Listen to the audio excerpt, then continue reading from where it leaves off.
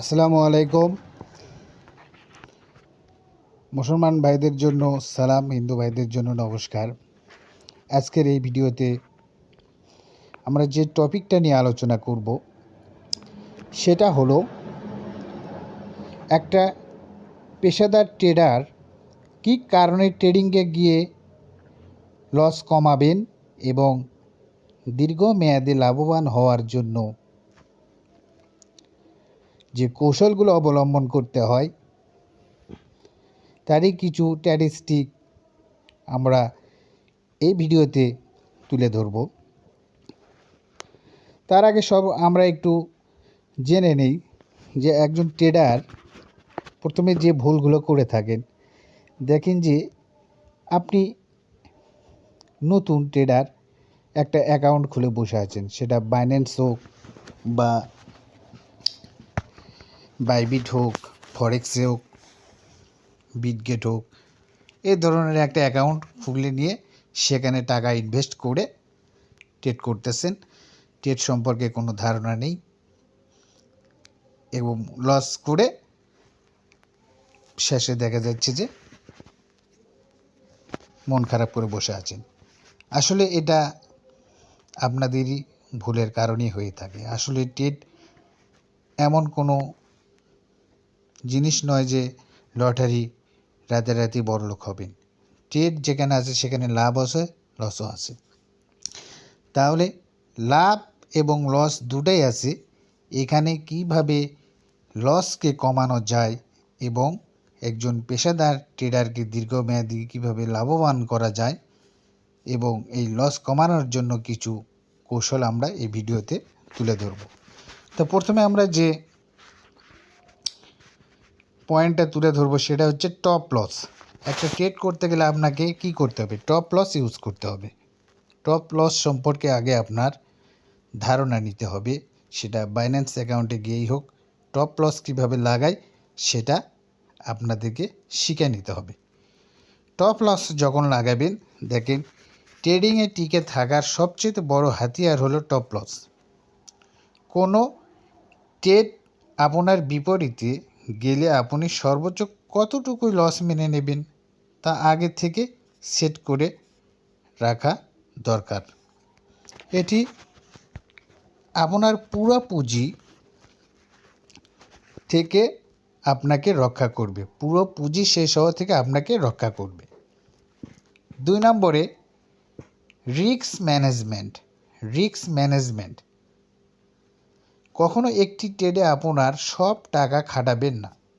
নিয়ম হলো একটি সিঙ্গেল ট্রেডে আপনার মোট মূলধনের 1-2% এর বেশি ঝুঁকি না নেওয়া। অর্থাৎ আপনার কাছে যদি 1 লক্ষ টাকা থাকে, আপনার কাছে মূলধন আছে 1 লক্ষ টাকা, সেখান থেকে আপনি একটা নির্দিষ্ট একটা ট্রেড নেবেন। সেই ট্রেডে ধরেন 2000 টাকা, 1-2000 টাকা আপনি লস করা যাবে, তার বেশি করা যাবে না। বাই চান্স বিপরীতে যেতেই পারে, ট্রেড বিপরীতে যেতেই পারে, 1-2000 টাকা আপনি লস করতে হবে। তার জন্য কী করতে হবে? টপ লস ব্যবহার করতে হবে। 3 নম্বর হচ্ছে টেকনিক্যাল ফান্ডামেন্টাল অ্যানালাইসিস। আপনাকে ট্রেড করতে গেলে যে টেকনিক্যাল ফান্ডামেন্টাল অ্যানালাইসিসগুলো জানতে হবে, এগুলো নিশ্চিত, কারণ এগুলো জানা থাকলে আপনার ট্রেডিংয়ে কখনোই লস আসবে না। সেই টেকনিক্যাল অ্যানালাইসিসগুলোর মধ্যে অযথা একটা গুজব ছড়াইছে যে এই কয়েনটার ওপর ট্রেড করলে পরে সামনে ভালো একটা রান করবে, ভালো একটা প্রফিট দেবে। এগুলোর ওপর, এই গুজবের ওপর কান দেবেন না। চার্ট প্যাটার্ন দেখবেন, তারপরে সাপোর্ট দেখবেন, রেজিস্ট্যান্স লেভেলটা দেখে নেবেন ট্রেড নিতে গেলে। তারপরে ফান্ডামেন্টাল, যেটা যে কোম্পানি বা কারেন্সিতে ট্রেড করছেন তার আর্থিক অবস্থার খবর সম্পর্কে জেনে নেবেন আগে। 4 নম্বর পয়েন্টটা আমরা ইমোশনাল কন্ট্রোল বা মনস্তাত্ত্বিক নিয়ন্ত্রণ। লস কমানোর জন্য যে বিষয়গুলো সম্পর্কে আমাকে জানতে হবে সেই বিষয়গুলো আপনাদের কাছে আমি একটু তুলে ধরতেছি। ট্রেডিংয়ে বড় লস হয় লোভ ও ভয় থেকে। ট্রেডিংয়ে বড় লস হয় লোভ, বেশি লোভ করা যাবে না। ট্রেডিংয়ের বড় লস হয় লোভ ও ভয় থেকে। অনেক সময় লস রিকভার করার জন্য মানুষ মরিয়া হয়ে ট্রেড নেয়। লস রিকভারি করার জন্য মরিয়া হয়ে ওঠে, আমার এই ট্রেডে আমি 5,000 টাকা লস করেছি, আমাকে এটা কভার করতে হবে। কিন্তু আপনি ট্রেড সম্পর্কে কোনো অভিজ্ঞতা নাই, টাকা ইনভেস্ট করে বসে আছেন, লস তো খাবিনি। টেকনিকের কোনো অ্যানালাইসিস জানা নেই, কিছু নেই। এখন মরিয়া হয়ে উঠছে, হয়ে বড় ট্রেড নেয় আর বড় বিপদ ডেকে নিয়ে আসে। বড় ট্রেডগুলো নিয়ে আবারও বিপদ ডেকে নিয়ে আসে। ইমোশনাল বাদ দিয়ে রোবটের মতো নিজের পরিকল্পনা মেনে চলুন। ওইগুলো ইমোশনাল বাদ দিয়ে রোবটের মতো নিজের পরিকল্পনাকে মেনে চলুন। 5 নম্বর যেটা, আমরা ছোট পুঁজি দিয়ে শেখা। ট্রেডিং শিখতে গেলে আপনাকে আগে ছোট পুঁজি দিয়ে শুরু করতে হবে। শুরুতে অনেক টাকা ইনভেস্ট করবেন না, শুরুতে অনেক টাকা বিনিয়োগ করবেন না, আগে শিখুন। প্রয়োজনে ডেমো অ্যাকাউন্টে প্র্যাকটিস করে নিন। যখন দেখবেন আপনার স্ট্র্যাটেজি কাজ করছে তখন আসল টাকাটা বিনিয়োগ করুন। তারপর 6 নম্বরে আমরা যে পয়েন্টটা তুলে ধরব সেটা হলো ট্রেন্ডের সাথে ট্রেড করা। ট্রেন্ড জিনিসটা কি, এটাকে আপনাকে বুঝতে হবে।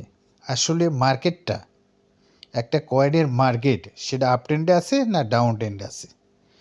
সেই মার্কেটটা আপ ট্রেন্ডে আছে না ডাউন ট্রেন্ডে আছে। দেখবেন যে চার্ট প্যাটার্নের ওপর থেকে নিচ দিকে যখন নামতেছে কয়েনটা, এটা হচ্ছে ডাউন ট্রেন্ডে আছে। নিচ থেকে ওপর দিকে যখন যাচ্ছে, পাম্প করতেছে, তখন এটা আপ ট্রেন্ডের মার্কেট। তো সেই দিকে ট্রেড করার চেষ্টা করবেন, অর্থাৎ আপ ট্রেন্ডের দিকে আপনি ট্রেড করার চেষ্টা করবেন। এখানে একটা কথা উল্লেখ আমি করতেছি, দেখেন, জোয়ারের বিপরীতে নৌকা চালানো যেমন কঠিন, মার্কেটের বিপরীতে ট্রেড করাও তেমনই ঝুঁকিপূর্ণ। তা জোয়ারের বিপরীতে কিন্তু নৌকা চালানো কঠিন, এটা সবাই জানেন। তাহলে মার্কেটটা আপনি তার বিপরীতে আছে, ডাউন ট্রেন্ডে আছে, সেখানে আপনি ট্রেড করতেছেন, এখানে ঝুঁকি অবশ্যই আসবে, এখানে লস হতেই পারে। এগুলো থেকে বাঁচার জন্য এই কৌশলগুলোই অবলম্বন করতে হবে। সংক্ষেপে আমরা যদি একটা সূত্র এখানে তুলে ধরেছি, দেখেন, এই সূত্র ফলো করে আপনি ট্রেডগুলো করে শিক্ষা অর্জন করেন। শিক্ষা হচ্ছে, আগে ট্রেড শিখুন, তারপর আয় করুন। ধৈর্য, সঠিক সুযোগের জন্য অপেক্ষা করুন। পোর্টফোলিও, সব টাকা এক জায়গায় না রেখে ভিন্ন ভিন্ন জায়গায় বিনিয়োগ করুন। নথি রাখা, আপনার প্রতিটা ট্রেডের কারণ এবং ফলাফল ডায়েরিতে লিখে রাখুন। মনে রাখবেন, ট্রেডিং কোনো লটারি বা রাতারাতি বড়লোক হওয়ার রাস্তা নয়, এটি একটি ব্যবসা। ব্যবসায় যেমন লাভ লস থাকে, ট্রেডিংয়েও তাই। মূল লক্ষ্য হলো লস ছোট রাখা এবং লাভটাকে বড় করা। তো আজকের ভিডিওটা আমাদের এই পর্যন্তই। আপনারা ট্রেড করতে গেলে এই কৌশলগুলো অবলম্বন করে ট্রেড করবেন। ইনশাআল্লাহ, আমি বলছি ইনশাআল্লাহ, আপনার লস খুবই সামান্য পরিমাণ হবে। ইনশাআল্লাহ আপনি সফল হবেন এবং লাভবান হবেন। আসসালামু আলাইকুম। আমাদের ভিডিওটি ভালো লেগে থাকলে আমাদের চ্যানেলটি সাবস্ক্রাইব করবেন এবং আমাদের সাথে থাকার জন্য ধন্যবাদ।